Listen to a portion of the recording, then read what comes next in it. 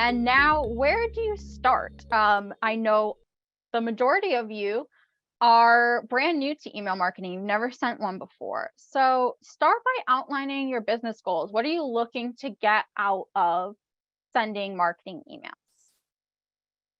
And then create a list of questions that your customers and clients ask you frequently.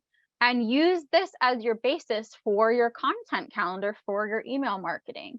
The reason that you are sending emails is not only to, keep reminding customers that you're there, but also to build a relationship with them and provide value to them.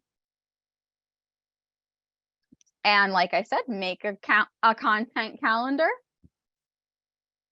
Make a commitment to yourself and your business. So making a content calendar helps you stay committed in a way, because you're planning it out ahead of time. And when you have a plan, you're going to be much more likely to execute and actually send those emails than if you're kind of each month going, oh yeah, I have to send a marketing email this month. Oh, I don't really have any ideas. So I'm just going to skip it this month and come back next month. So creating a content calendar, setting reminders in your own calendar for how to do it, making it a part of your routine, that is all going to help you stick to it.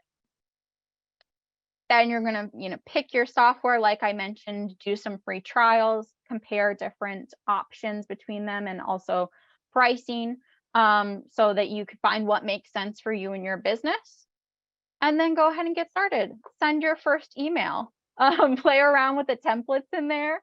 Most email marketing softwares have pretty easy to edit templates that will have you able to create an email and send it within a matter of like an hour or two. So just play around with it and get started.